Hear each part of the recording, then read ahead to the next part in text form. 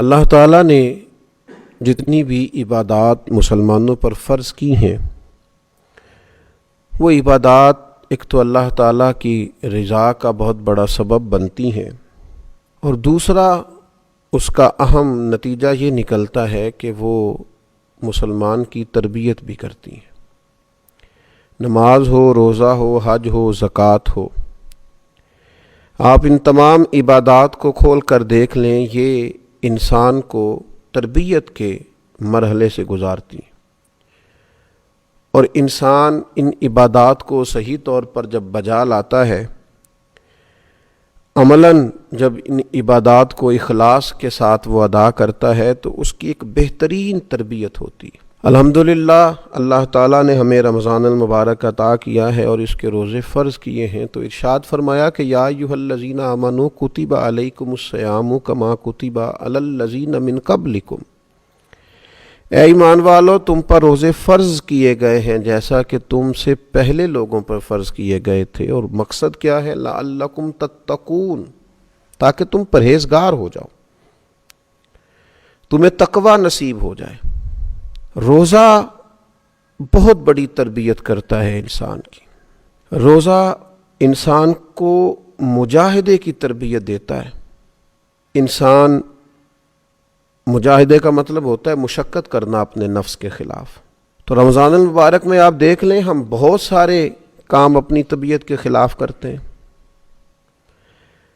تو رمضان اور روزہ یہ ہماری تربیت کرتا ہے۔ کہاں لوگ اٹھتے ہیں سحری کے وقت؟ کہاں وہ وقت ہوتا ہے جاگنے کا، بیدار ہونے کا؟ اور آج جس معاشرے میں ہم ہیں، اس معاشرے میں تو وہی ٹائم اللہ ماشاء اللہ لوگوں کے سونے کا تھا، معاذ اللہ۔ لیکن حکم دیا، ارشاد فرمایا کہ تمہیں سحری کو اٹھ کے کھانا کھانا ہے۔ وہ کریم ہے نا، بے نیاز ہے، چاہتا تو یہ حکم فجر کے فوراً بعد بھی رکھا جا سکتا تھا۔ فجر کا وقت طلوع ہونے سے پہلے تمہیں سحری کھانی ہے، یہ خلاف طبیعت ہے، اور ظاہر ہے جس کو کھانا ہے اسے کچھ وقت پہلے اٹھنا ہے، اس کی تیاری بھی تو کرنی ہے، پہلے بنانا ہے تو ہی کھانا ہے۔ تو انسان پر اگرچہ یہ مشکل تھا، لیکن اس سے کہا گیا کہ اس مشقت کو برداشت کر، لعلکم تتقون، تاکہ تم پرہیزگار ہو جاؤ۔ روزہ جس مشقت سے ہمیں گزارتا ہے، ہمیں پرہیزگاری نصیب ہوتی ہے۔